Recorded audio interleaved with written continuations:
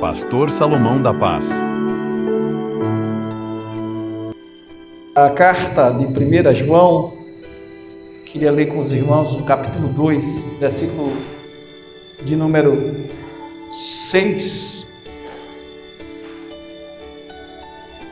Começar do versículo 5. Carta de 1 João, capítulo 2, versículo 5. Vamos ler versículos 5 e 6, depois estaremos lendo de 15 a 17. Diz assim: aquele que diz, eu o conheço, e não guarda os seus mandamentos, é mentiroso, e nele não está a verdade.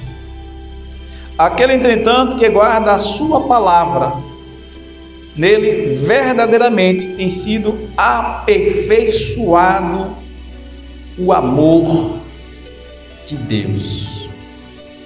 Nisto sabemos que estamos nele. Versículo 15 e 17. Não ameis o mundo, nem as coisas que há no mundo. Se alguém amar o mundo, o amor do Pai não está nele.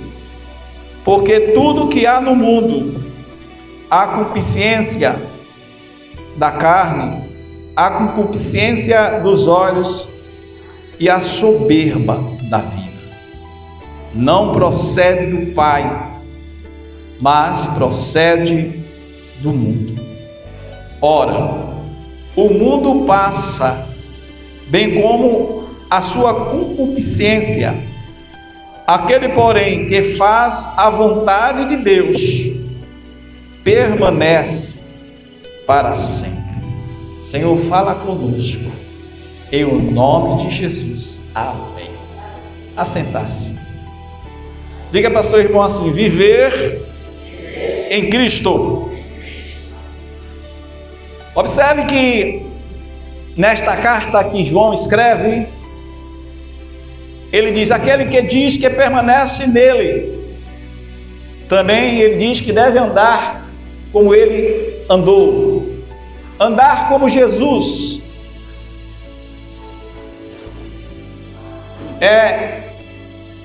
está identificado com ele, parecido com ele, está se alimentando dele, é desejar imitá-lo.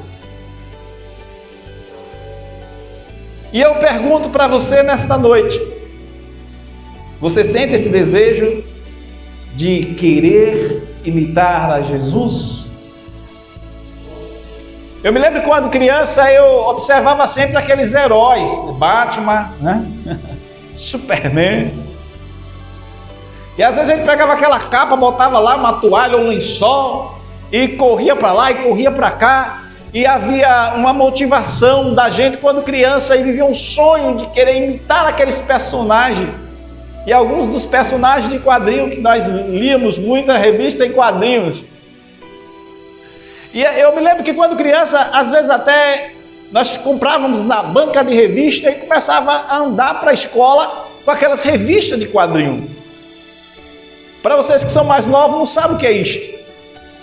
Uma revista de quadrinho. Eram quadros pequenos, com algumas histórias, com algumas fotos dos personagens.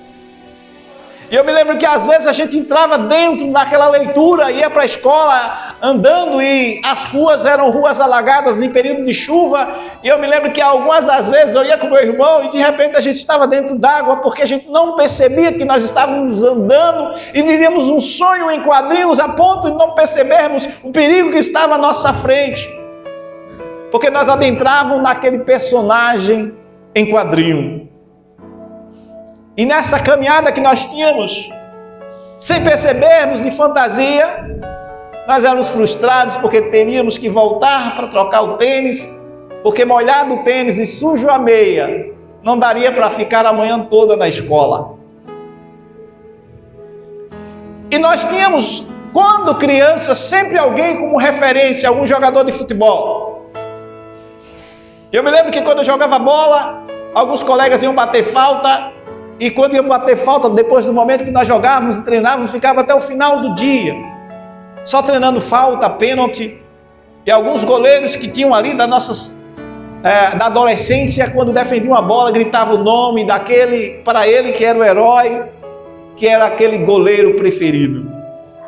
E quando criança, nós estávamos sempre imitando e usando algumas palavras que estavam sendo alusivas, como reconhecimento de alguém que para nós era o nosso herói. E eu sei que quando criança nós somos assim. Cada criança tem o seu herói. Alguns têm em si mesmo o seu pai como sendo o seu maior herói. Algumas meninas têm sua mãe.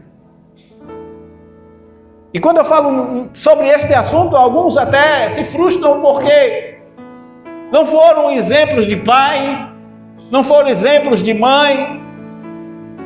E quando a gente diz isso, não é querendo desta forma ferir você, mas levar você a pensar que existem pessoas que estão imitando você de alguma maneira.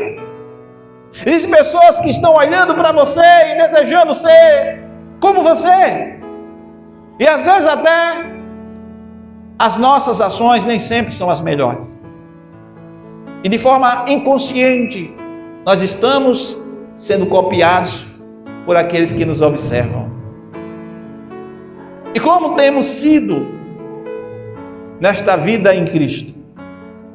Quem de fato estamos representando? E quem somos nós diante deste mundo? Veja que esse texto nos mostra o cuidado do apóstolo falando sobre o padrão, como nós devemos viver.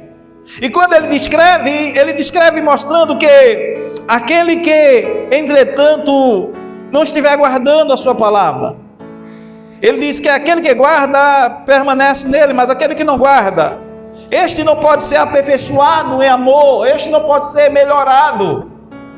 As suas obras não serão aperfeiçoadas, porque tu não estás alinhado com a palavra.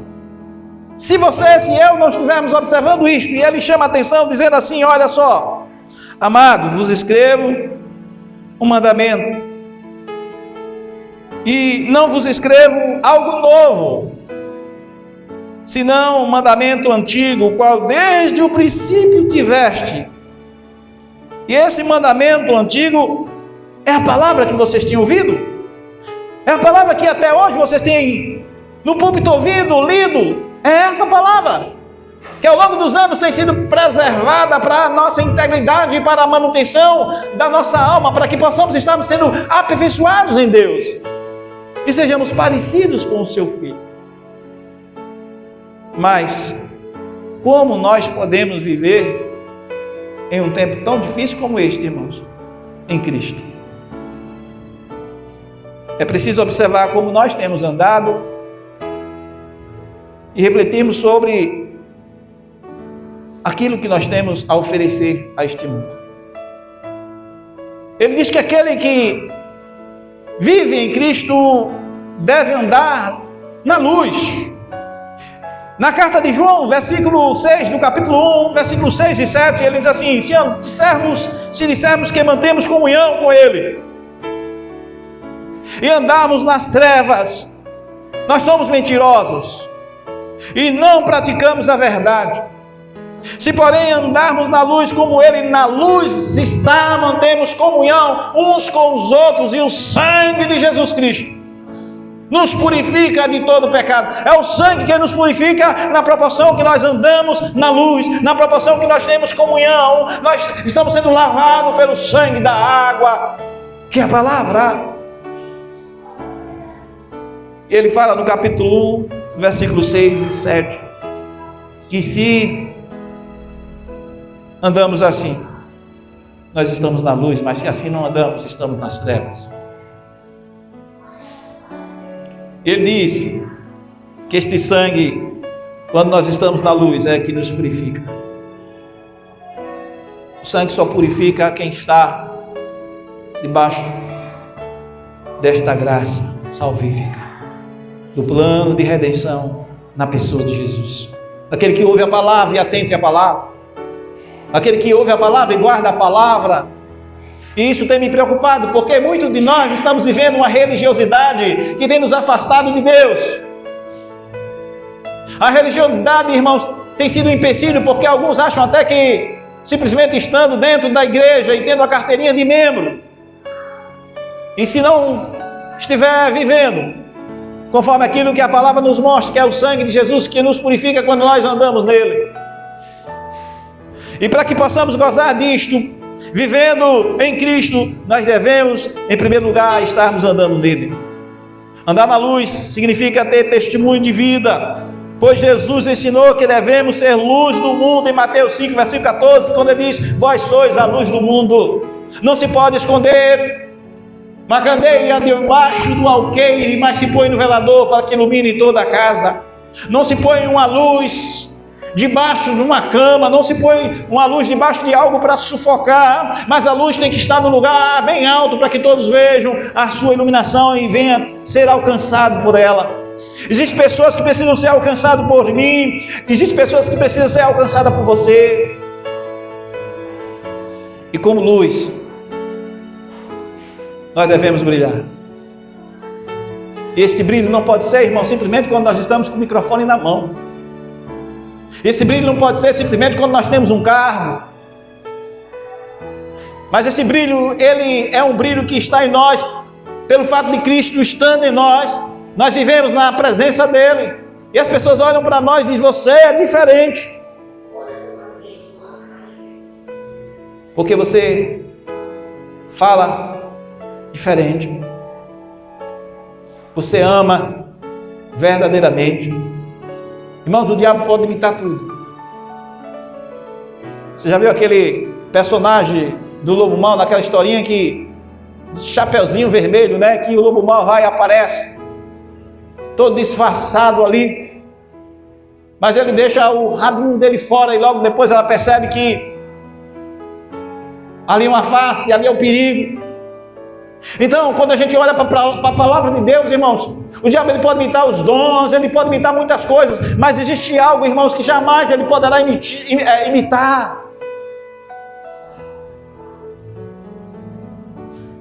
É por isso que o Senhor Jesus ele fala que nós precisamos fazer diferente, para que possamos entrar no seu reino. E qual é a coisa, pastor, que ele não consegue imitar? É porque transparece logo aquelas pessoas, irmãos, que estão fazendo até a obra, mas tem um sentimento de ódio, de rancor, de amargura, de revolta, que expressa não o amor, mas sentimento de vingança. E aí a gente vê que muitas vezes se pregar bonito, se cantar bonito, se falar bonito, e se não estiver tendo esta essência na vida, logo está sendo acusado de que está fora do propósito, daquilo que realmente a Escritura prevê ao nosso respeito. É por isso que aquele que quer viver em Cristo tem que andar na luz, porque na luz tudo é manifesto, não tem como você esconder para sempre. Não tem como fazer as coisas, irmãos, errado e continuar no erro e as coisas não serem reveladas, porque na luz tudo é manifesto. E Deus quer que nós estejamos na luz, porque não temos por que temer, porque não fazemos nada às escondidas. E andar na luz é estar andando com Jesus, e quando nós andamos com Jesus, as coisas começam a acontecer. E em segundo lugar, irmãos, quando nós andamos na luz e estamos vivendo em Cristo, nós estamos vivendo em amor, porque o texto nos deixa claro, na carta de 2 João, versículo 6 do capítulo 1, que diz assim: o amor é este, que andemos segundo os seus mandamentos. Este mandamento, como ouviste desde o princípio, é que andeis nesse amor. Então, quando nós estamos andando, irmãos, vivendo em Cristo, nós estamos andando na luz, mas nós estamos fazendo questão de vivermos em amor. É por isso que o casamento, às vezes, pode até situação que de repente alguém possa olhar e dizer assim: está insustentável. Mas quando ouve a palavra do Senhor, ele consegue ver que essa palavra faz com que as coisas mudem, dá esperança. É por isso que quando há um relacionamento que ele é quebrado, e alguém chega e diz: me perdoe, eu errei, e você ouve aquele sentimento, aquela atitude de alguém que está arrependido, você consegue ver naquele arrependimento desta pessoa a presença de Deus ali, e você tem paz com este irmão. Mas quando o irmão fica inquieto, fazendo muitas das vezes situações que machucam, que ferem, você fica triste, e essas coisas por muito tempo, irmãos, o diabo fica trabalhando para que você não tire isso da sua mente. Alguém já disse que existe perdão que as pessoas podem até chegar até pedir, por covardia, por medo das consequências. Existe o perdão por arrependimento genuíno. É este perdão, irmão, que a palavra de Deus faz no coração do homem. É por isso que quando as pessoas erram e elas reconhecem o seu erro, a pessoa não fica com receio de que a pessoa não libere perdão, porque ela está cumprindo o mandamento. Porque o perdão faz bem a si mesmo. E quando o outro não quer liberar perdão, você fez a sua parte. Você está arrependido daquilo que você fez. E você foi aquela pessoa, e você mostrou o amor de Deus em sua vida. Você não fica ali guardando aquele sentimento, mas você vai à pessoa e pede perdão. Isso é uma coisa que as pessoas têm dificuldade de exercer isto. Tem pessoas que vivem fazendo coisas erradas, mas não conseguem, irmãos, quebrar esse sentimento de barreira com relação ao seu irmão. E vive fazendo aqui, faz com um, faz ali, faz com o outro, e não muda. Então essa atitude é uma atitude que precisa ser mudada, e nós temos Jesus como exemplo, querendo nos mostrar que quando nós estamos vivendo nele, nós mudamos as nossas ações, nós andamos em amor. E em terceiro lugar, nós andamos na verdade.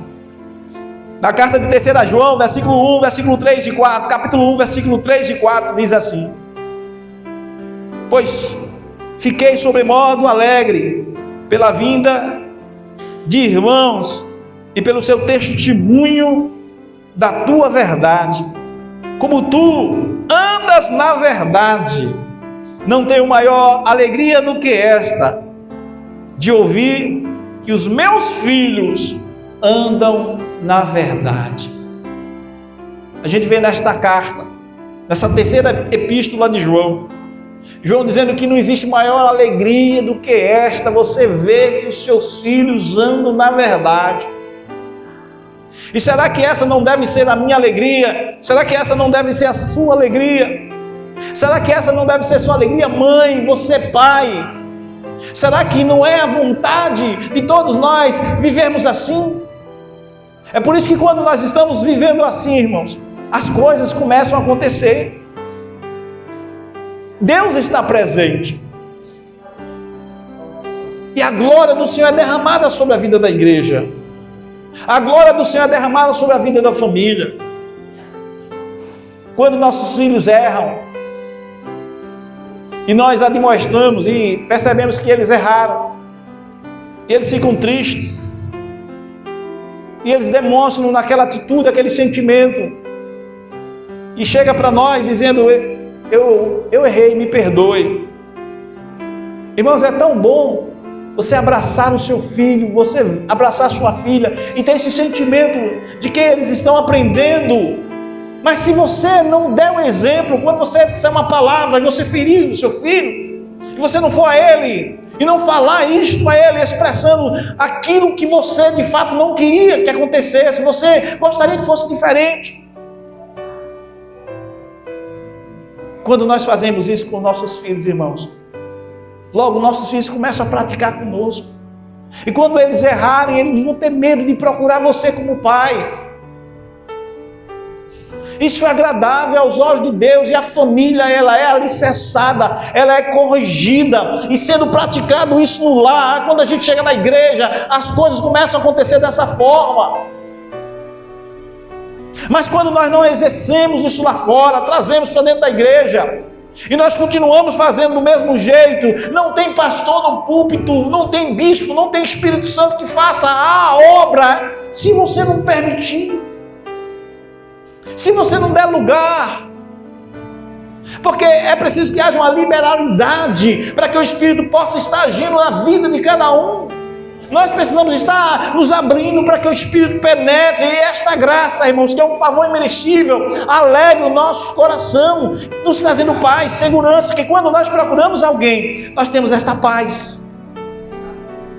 Não estaremos indo à pessoa, irmãos, preocupados como ela vai reagir, porque o Senhor está na frente, porque andamos na verdade, e temos certeza que esta verdade vai imperar em meio às dificuldades da vida. Eu fiquei sobremodo feliz, fiquei alegre, ele disse, pela vinda dos irmãos. Vocês chegaram até aqui, e eu não tenho maior alegria que esta, de observar que vocês andam na verdade. Um pai, irmãos, quando ensina um filho, eu estava falando na classe de líderes, nós que estamos ensinando, preparando a equipe para estar na dianteira da igreja, e dizendo, faça assim, que dá certo, dizendo, vamos por aqui, que é o melhor caminho, e aqueles que são obedientes, aqueles que ouvem os conselhos, aqueles que estão submissos, e eu disse a eles, quando vocês receberem, não se preocupem, transmita a outros, porque é isto que faz a diferença. Se eu cheguei aqui é porque eu fui ministrado, eu não descobri a pólvora, não inventei a roda, eu recebi de alguém e agora eu estou transferindo para vocês. E para que eu pudesse chegar até aqui, eu estive durante um bom tempo sentado, ouvindo. Então aproveita agora, façam anotações. Não se preocupe se for repetitivo para alguns ouvir da sua boca a mesma coisa, porque é isso que Deus quer, irmãos, que nós possamos estar demonstrando todo o tempo, realinhando todo o tempo, falando do seu propósito todo o tempo, ensinando as mesmas coisas todo o tempo, para que não possamos nos desviar da verdade. Os sinais de trânsito estão aí todo o tempo, em 15 segundos, quem sabe 10, abrindo um sinal, fechando o outro, dizendo, pare um pouquinho, espere um pouquinho, e você é forçado a parar. Você não vai quebrar aquela regra, porque você sabe que se você quebrar, virá uma multa, e a multa é pesada. Pense nisso com relação ao reino. Veja que o Senhor disse para nós na sua palavra hoje, não ameis o mundo, nem as coisas que há no mundo, porque aqueles que amam o mundo, o amor do Pai não está nele. Não queira se moldar às paixões deste mundo. Aprenda a ser submisso à palavra. Aprenda a estar andando alinhado com a palavra. Porque a palavra que você muitas das vezes está querendo colocá-la, subjugando-a, escolhendo para que seja de determinada pessoa que você ouve, para você poder obedecer, não há restrição. Pode ser de um menino, pode ser do diácono, pode ser do presbítero, pode ser do pastor, é a palavra. Eu me lembro que eu estava em Aracaju, num evento, e tinha um irmão que cantava conosco, tocava. Por isso que a gente tem que estar sensível a ouvir a voz de Deus. Ele morava no centro da cidade. Seu menino de 4 anos chegou para ele, puxando o lençol, e disse, painho. Ele acordou, o que é? Vai pescar. E ele acordou e entendeu que era Deus dizendo, vá na rua, e pessoas lá fora te esperando para ouvir uma mensagem saindo da sua boca. Lá no centro, em Aracaju, na capital do estado de Sergipe, tem algumas praças centrais onde a prostituição rola. A gente chegando lá à noite, bem iluminado. Vocês precisam conhecer Aracaju. Já fui fazer evangelismo lá com a Shirley durante a noite. Você acha de tudo. Pessoas com condições financeiras que vão para se prostituir. Eu lembro que uma vez eu fui lá pregar o evangelho à noite, eu disse, Chile, vamos. E fomos lá evangelizar e de repente estávamos evangelizando. Nós não estávamos com transporte, nesse dia fomos de ônibus. Quando nós queremos fazer a obra, irmão, não tem dificuldade. E lá evangelizamos, de repente um rapaz, nós estávamos evangelizando, era taxista, estava ali. Ele disse, vocês querem ir para casa? Eu disse, não, pela hora agora eu não quero ir para casa não, eu quero ir para tal lugar, você me leva? Ele disse, leva. E fomos para uma outra igreja, lá em Aracaju, à noite. E aquele taxista nos levou. Não pagou nem um centavo, ouviu a palavra. Eu me lembro que uma vez eu peguei um ônibus e sentei ao lado de um rapaz, dentro do trajeto, eu ia para o trabalho. Um rapaz sentado, evangelizei, falei do amor de Deus, dei um folheto, um rapaz com a cara toda bem séria.